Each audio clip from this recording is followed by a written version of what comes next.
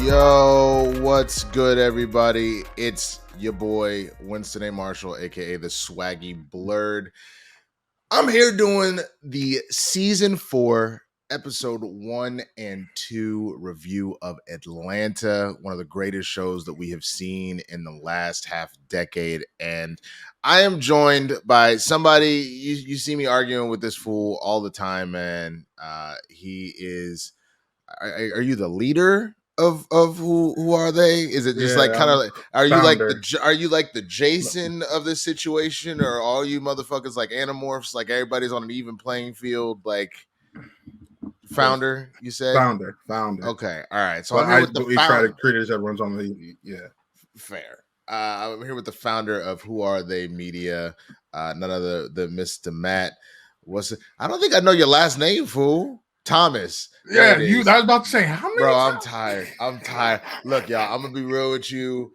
We were trying to do this yesterday. There was some issues that came up, and then I had to go to a birthday party last night, and then I get a phone call from him, be like, "So we doing this or not?" I'm like, "Oh shit!"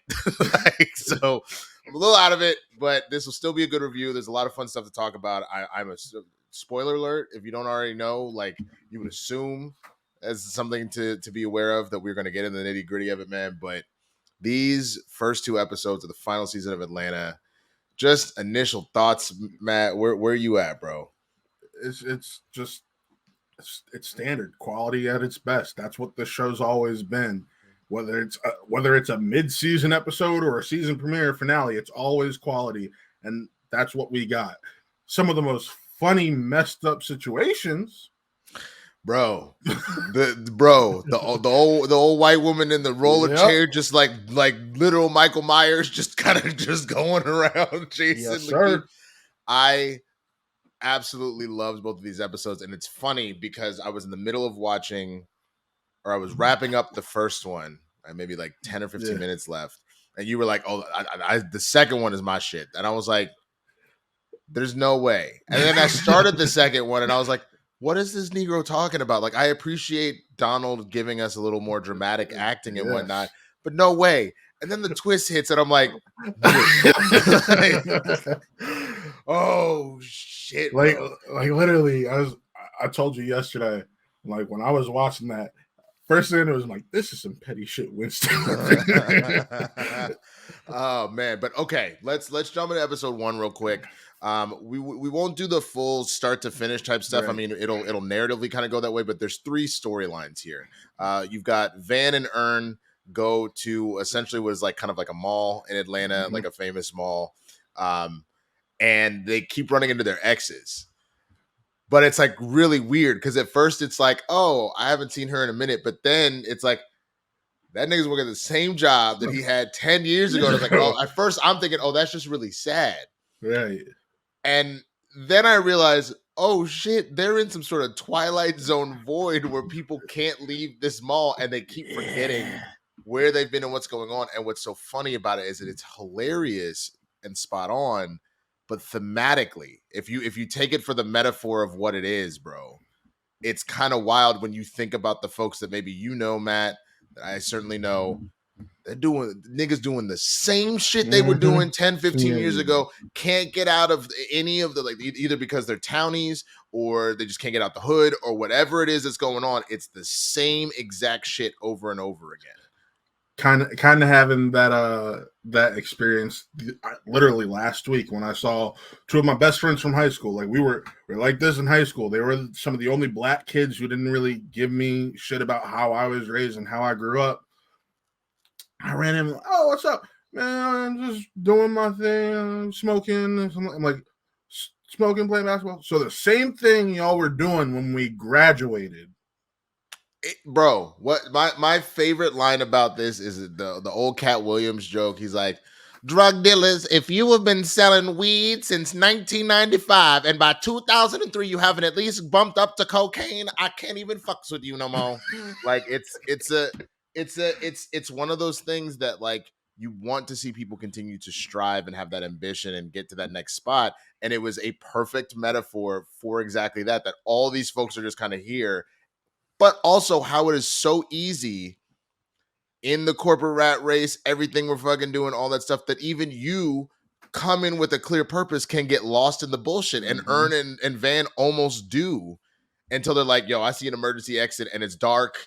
And why is it carpeted? Why is it wet and carpeted? That was the thing. I was like, the hell is it wet for? So, which again, another perfect metaphor of sometimes this shit can get fucking weird and it can be gross and it can be dark and scary, but like you just got to do that shit, bro. And they're able to make it out. But yeah, man, it's fun seeing Van and Earn kind of back on the same page, because with the end of season 3, Van seemed to have lost her fucking mind.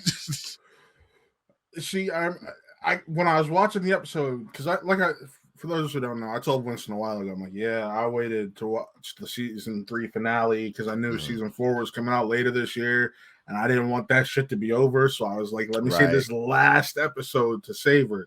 Right. Week before last week, watched it finally. I'm like, this shit's nuts, dude. That bro, when she started abusing Skarsgård, that shit killed me.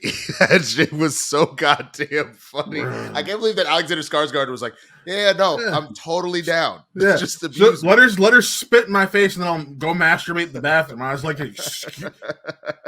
but when she's beating the guy to death with the month-old baguette, I was like, dude. Yo, what? This shit has got so weird. But okay. So we see that with Van and Earn. It's cool to see them kind of doing their thing back out, and them both being awkward, as we all get when like you're with your current person and like an ex shows up and you're like, oh yeah, what's up? What's good? Yeah. And you just try and play it off after the fact and whatnot. So it was really funny to continuously see that. Well, it was funny because Van was like, so you just, because the place they went to was called Atlantic Station. She's like, so you just slept with half of the Atlantic Station then? He's like, no, I don't know why all my exes just. And she's like, wait, all these guys are my exes, and just.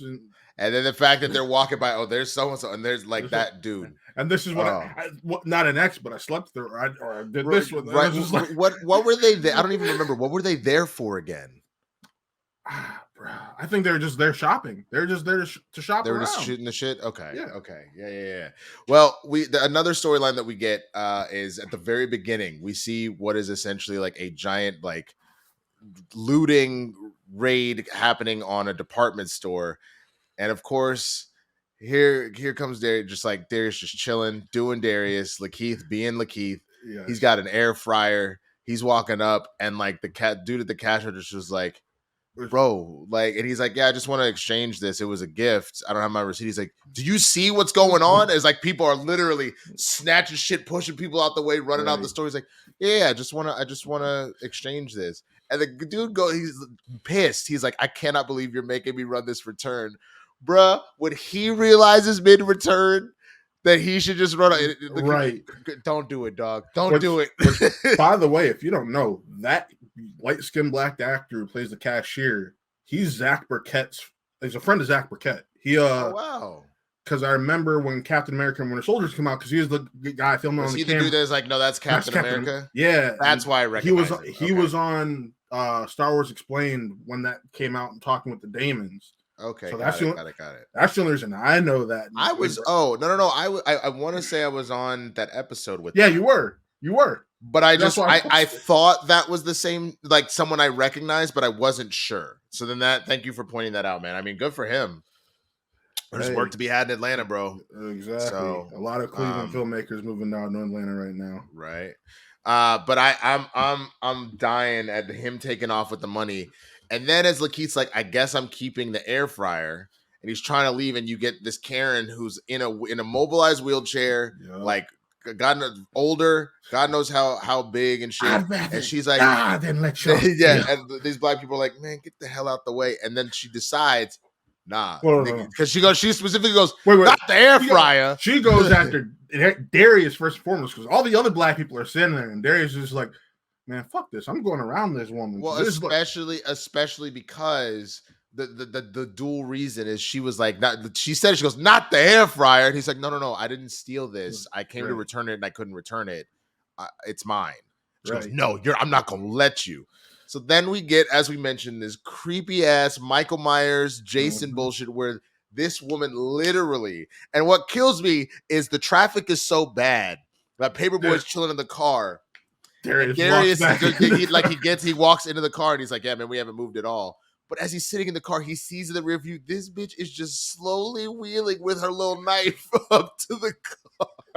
Yeah. Bro. And oh my God.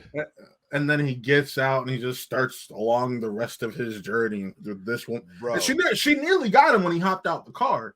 I saw that. And so then all of a sudden he's like climbing on stuff to get away from her. And the fact that by the end, one of Ern's exes, they all meet up. Who followed through the port. She was one of the ones in Atlantic Station. The portal. Exactly. And she was like, oh shit, I was getting a present for my dad. I forgot. So he's like, you know what? Just take the air fryer. I don't need it. So of course the curse of Michael Myers, she's like, oh, I've got a new target. This Negro about to get shanked now. So like it was, again, for me watching honestly anything, you could talk about the direct stuff that's happening, but it's always like the themes and shit that are clicking for me. And it is this idea that like, as a black man, you could be doing something completely in the right. Mm-hmm. And a motherfucker, a Karen, a Chad, that's one of these bitches will not follow you around and make your life living fucking hell, no matter what. And to that point is at any point, if you bring somebody else into it by, him giving the air fryer to Ern's ex, now she is about to get stabbed. Mm-hmm. You know what I'm saying? And it's wild. And that is what the show has always been so good about doing, is making you laugh at fucking absurdity. But like there is so much there, honestly. I know people were weirded out by the Teddy episode in like season 2. That's the episode that finally got Atlanta to click with my younger brother and I. Like really, I had been watching it for like, not for me, but I had been, when season 3 is going on, I'd been watching it with him, and he's like, it's funny. I don't know exactly how I feel. There was the one episode that was like Paperboy in season 1 where Paperboy's on the talk show, and dude, that is my favorite episode of all time. You look like a dying palm tree. Like you had to look like a super saiyan. You like Felon DeGeneres, like bro. Yeah, but the damn commercials. Yeah, he lost everything in the divorce, but he kept that car, and he's standing out there filling gas. That wasn't me. It's the price on the can though. It is on the can though. Or Mickey's. You're drinking it wrong, bro. Yeah. But like, or the freaking the Swisher Sweets, like Ooh, yeah, bro. That was that first episode. That one was the one to get my brother like, all right, I'll continue on to season 2. When he finally got to the Teddy episode, because he's 9 years younger than me, so he's still at that age where he just got out of high school. He still doesn't fully understand the scope of being black in today's America. Right. So that's kind of when it started to click for him, and I'm just like, yes, this is what I was waiting to see. And now he hasn't started season 4 yet. He's still finishing up season 3, but it's at the point where he's like, no, I don't need you to watch this with me. I'm gonna watch this now by myself. Right. Go away. I'm like, well, cool. And that's what's so interesting again, is that you find a way to not only laugh, but it's one of those things where like you're getting kind of the smarty art nigga side of like Donald and his team, but also the hood nigga shit. It literally perfectly fuses the two, where like it can be some ignorant shit, but it's also like so artsy and so smart and so brilliant. And that's again where you're kind of getting from this. And then finally, man, the one that killed me, and I couldn't tell if it was like an MF Doom reference along with some other stuff. You had Paperboy, big fan of the rapper Blue Blood, who turns out he died, and he ends up inadvertently on a scavenger hunt to find what he thinks is another secret performance. Only to find out, no. He just played the scavenger hunt for his funeral, and that's not actually his body. It's just a random skeleton because I had to cremate him. Well, bro, because like he just randomly ends up at the barbecue spot that he talked about. And he's like, I guess I'll go in and get this. I forget what the. It was a moon. It was called like a moon pie or something like that. Yeah.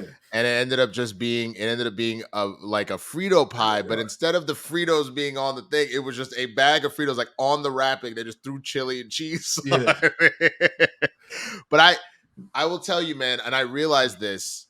It felt like it was a mix of MF Doom as far as like, remember, we didn't hear about his death until months later. His wife kept that, which is totally fine. That's up to her and the family about when they want to announce that. But then Donald himself, if you remember, Donald has done a number of scavenger hunts when he was doing his mixtape shit. And then Kawhi / 3005, he had you would blend the two tracks together. He had an all just like freestyle acapella. And then he had like this new beat with no music on it, just an instrumental. But if you put them over each other, people discovered it was a secret track. So I think it was him kind of making fun of himself a little bit, as well as bringing in some of the other elements you've seen from like hip hop with MF Doom having a delayed announcement of death, stuff like that. I just thought it was really brilliant. But there's the one thing in the funeral scene where she's like, "You're just the 5th person to show up," and she made it clear like this has been going on for a while. I've just been coming here every and he says something to her like along the lines of, they appreciate the art in the moment, but then when you're gone, they just forget you.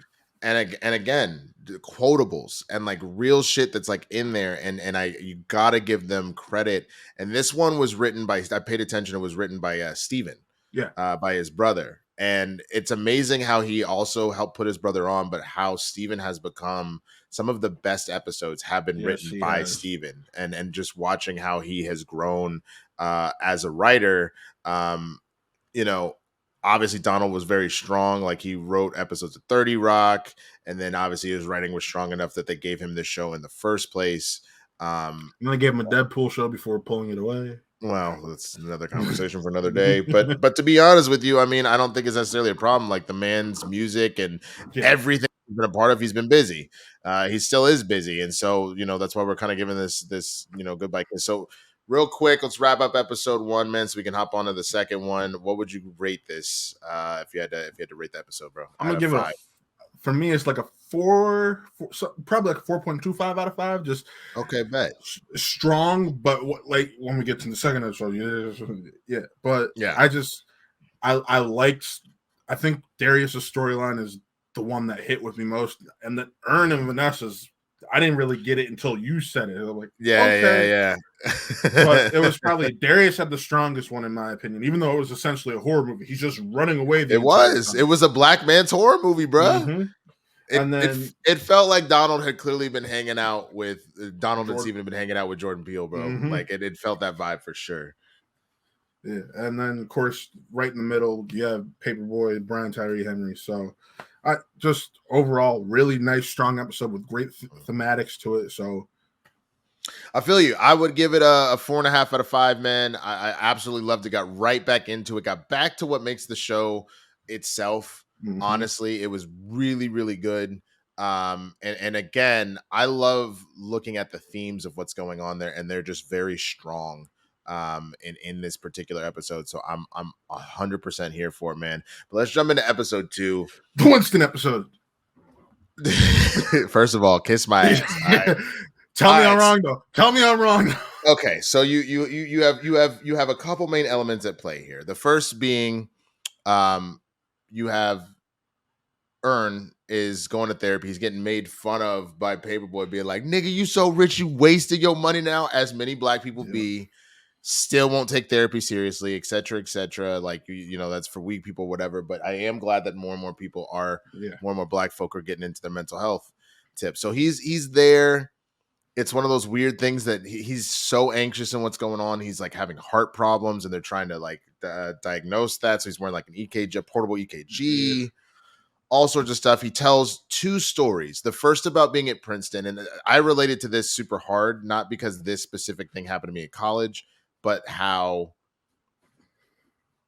this kind of element can happen where he tells the story. He needed a suit for a job interview. The white woman that he was friends with that was going to hold on to it for him wouldn't answer. She's also an RA. He brings up the RA thing, which made me wonder. So rewind a little bit, because he had just bought the suit, right?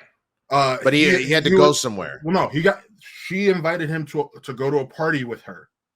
So he left it in her place. And she said, and she said, "You can leave it at my place." This, that, and the other. Right. They left for the party, and when he came back, she wasn't there, and then he needed the job. It's for the job interview the next day, and she wouldn't get it, and she wasn't answering, and she's like, "Not around, sorry." And he was like, I spent all this money on the suit, like I don't have more money to go get another one last minute. And they're both RAs, so he went and got a key to go and get it. Didn't touch anything other than a suit. Left things how they were. But Princeton went from a suspension to an expulsion, which again, we're coming back full circle because the very first episode of the show, they were just like, well, why are you back here? Like, what's going on, etc. And he's just dodging the question. He's like, it just wasn't for me. It wasn't a good look. But now we know the real reason why he left. He probably would have continued on this path, but he had to deal with this racism because they essentially, he said it, this white woman essentially freaked out on me, that was supposed to be my friend, told the administration about stuff, and then I just became that nigga that broke into a white woman's room. And it was so interesting to hear him tell that story and that tale and what it feels like to have someone that you trust really betray you, and betray you a lot of times with in like a race way like that. That would be the first major bit of racism he deals with. Yeah. For him, he's like, it's not just like, it's not like it was just a white woman. It was a girl I trusted. We were friends. I had a crush on her. I want, right. Like, this is someone I thought I could see myself with. Right. And then this is what she does. Right. So he then comes back for another. Well, we'll get to it. There's a little bit more to that, because this plays into, you forget the key piece that plays into the second story is Princeton invited him back. Oh, right. Okay. So Princeton invited him back to speak on like a panel because he's super successful now. As he shares in therapy, he doesn't just rep Paperboy. He's now with a management company. He's got multiple clients. So he's making bank now. And he just got a job offer in LA. Absolutely. So he's talking about moving out there too, which is, again, we're getting little seeds, hints about the ending of the show, that he really is going to get out of Atlanta, and that'll be the end of this. But before we get into the meat and potatoes and stuff, he gets another therapy session, and he tells a story about how he was going to do the Princeton thing, and his ID was jacked up, so he had brought his passport, or he couldn't find his ID, so he brought his passport, and he gets to the airport, and this random white woman that's working TSA is being just a complete bitch, and she's like, "Nah, this passport's too big." He's like, "Yo, it's fully intact. Like, there's my stuff," and she's like, "Nah, you ain't fucking going through." And so he's out here being like, I guess I can't take on this trip. I was going to take Lottie to Sesame Place, which I thought, I was like, yo, they've been wrapped. So there's no way that they came back and reshot that. But I was like, that's actually fucking hilarious considering everything that went on with Sesame Place in the last like month. You know what I'm talking about? No, actually, no, I don't know what happened in the last one. Oh, nigga, you didn't see where Sesame Place was all in the news because all the little puppets were ignoring black children. Like, the little black kids were trying to like hug like Zoe and Elmo, and they would hug all the little white kids and then keep strolling, bro. Yeah.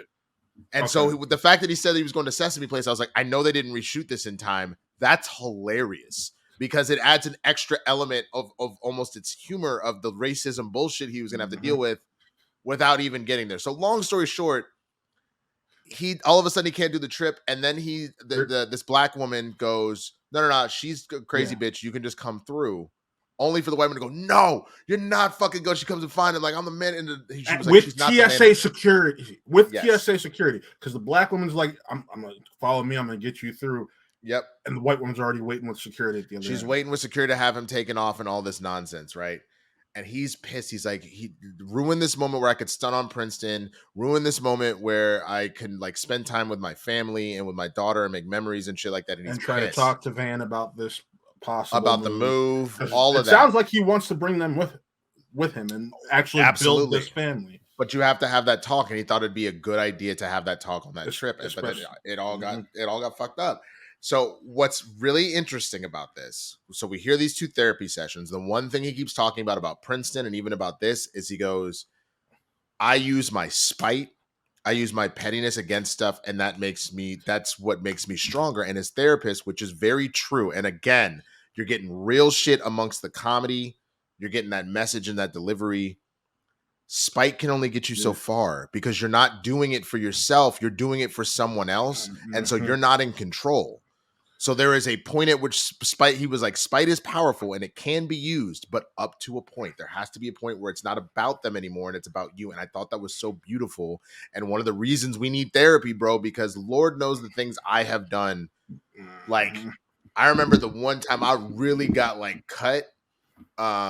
It was after like a really, really bad breakup, and the ex had like called me fat and all this shit. And I was like 2 a.m. couldn't sleep. I'm gonna show this bitch. Like, I just whatever. And I was looking good, bro. but I didn't maintain it because once the heartbreak and the anger was gone, You had no motivation. I didn't have the motivation anymore.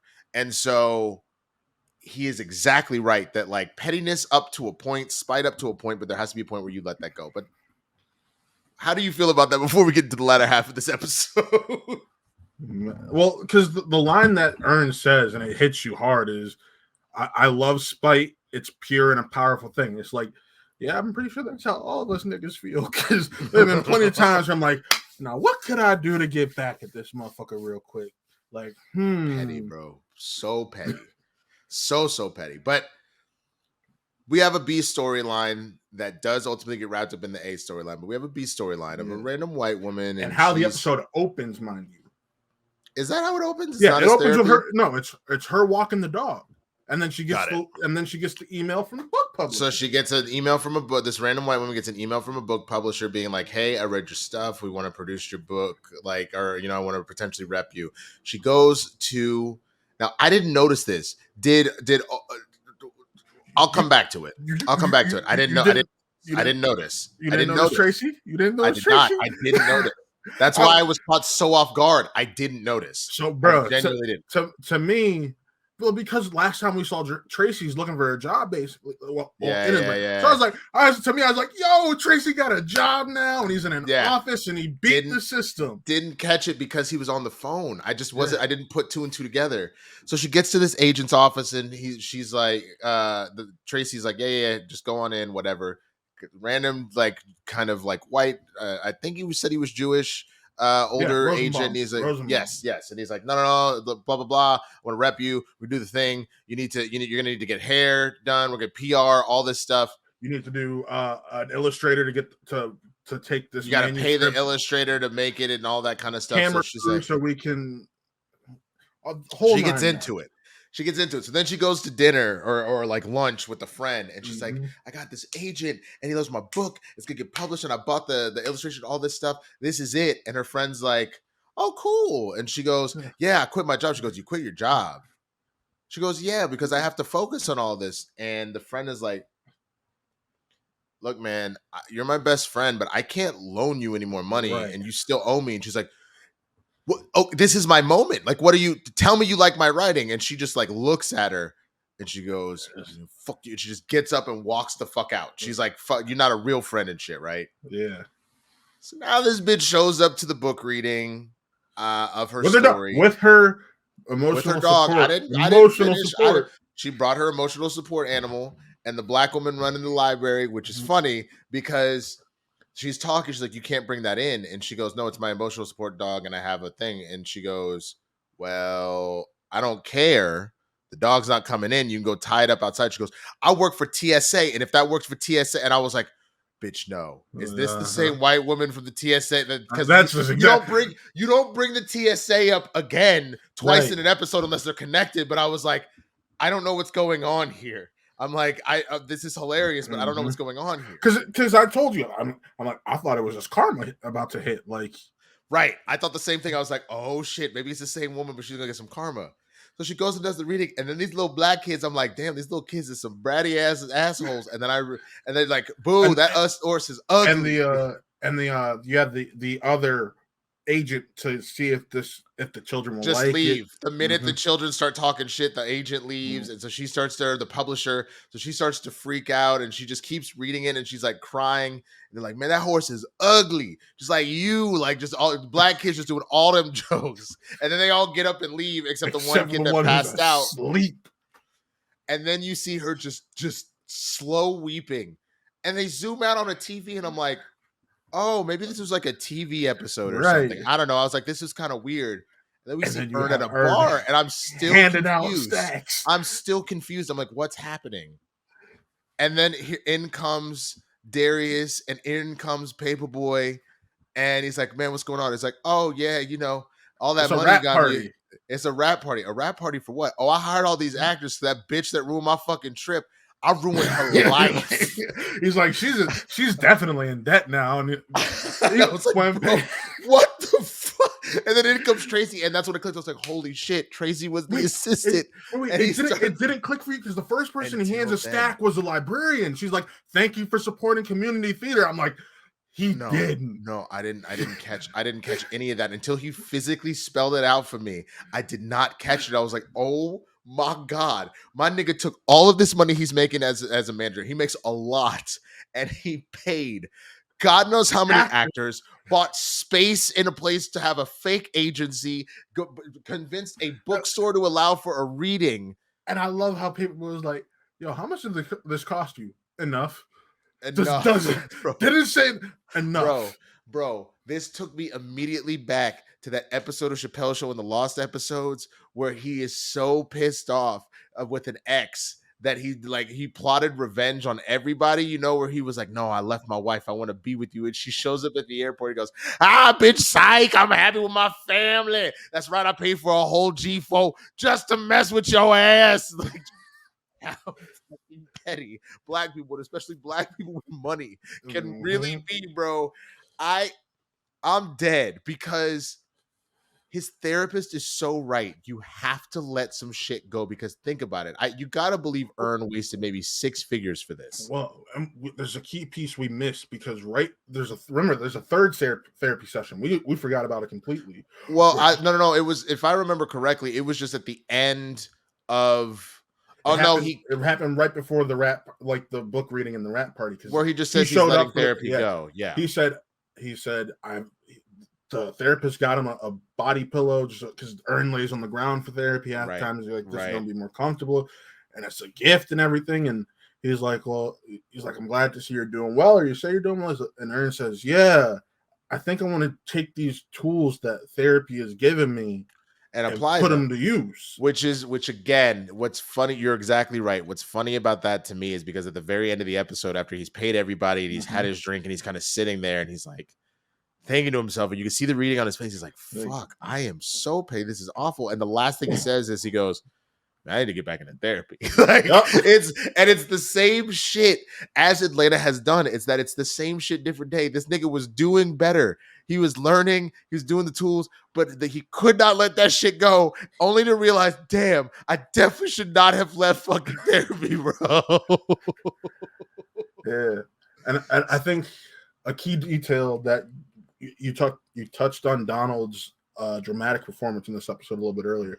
A key detail we left out that we just learned about Earn is he had a family member abuse him as a child. Right. That is also brought up. And then you have a very strong point about that. So his trust issues, part of what makes him petty like that, part of what makes him not deal with people is just exactly that. He has those trust issues and everything that's going on. So real quick, what would you rate this episode out of 5, bro? This was a 5 because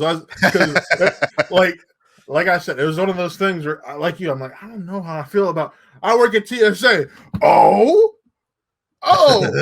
okay. I like, and like even if it was just karma, it'd be like a 4 point. Yeah. 2 solid 4.5.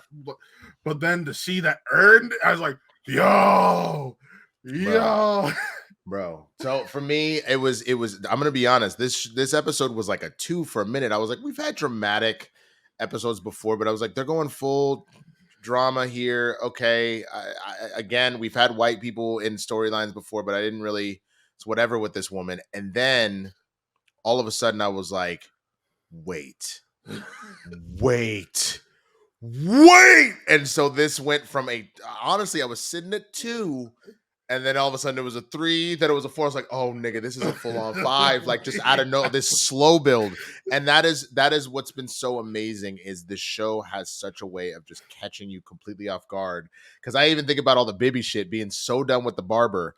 And then all of a sudden at the end, he goes to the new dude. He goes, so how you want it, bro? And he's like, I mean, I think it's a 2. And then he looks at Bibby, and Bibby's doing with someone. Yep. Oh, dude. So fucking funny. So absolutely loving this so far. You will be seeing more and more of us doing. We're going to do all of this final season of Atlanta. Yeah. Matt, tell them where they can find you real quick, man, so they know where to check your stuff out. What Movies Matt on Twitter. I post my quick media reactions that I do for screeners and screenings and everything there. And then full on reviews are at Watt Real Entertainment over on YouTube. That's WAT Real, spelled REEL, like a film reel, entertainment. So Absolutely. Absolutely. You know where to find me. I'm the Swaggy Blerd. I'm all over the place under that moniker, as you can see right here. Go follow me on TikTok. I've been putting some funny stuff up. And if you haven't already, make sure you subscribe to this channel. We're going to be doing these reviews for this entire season. Matt and I will be doing some more stuff as well, but that's what we're focusing on right now. So this, the game plan, because we don't have the direct screeners of it, we're trying to do it right after. You'll probably see these like Friday afternoons. Obviously, this one came out when it came out, but you should be seeing these about Friday afternoons from us. So definitely come back to this channel, youtube.com/theswaggyblerd, and come show us some love and tell us what you think down in the comments below. I think we're going to be in for a real fucking treat as we close out one of the greatest shows of the last decade, man. Yeah. So with that, y'all, you enjoy yourself. Have a wonderful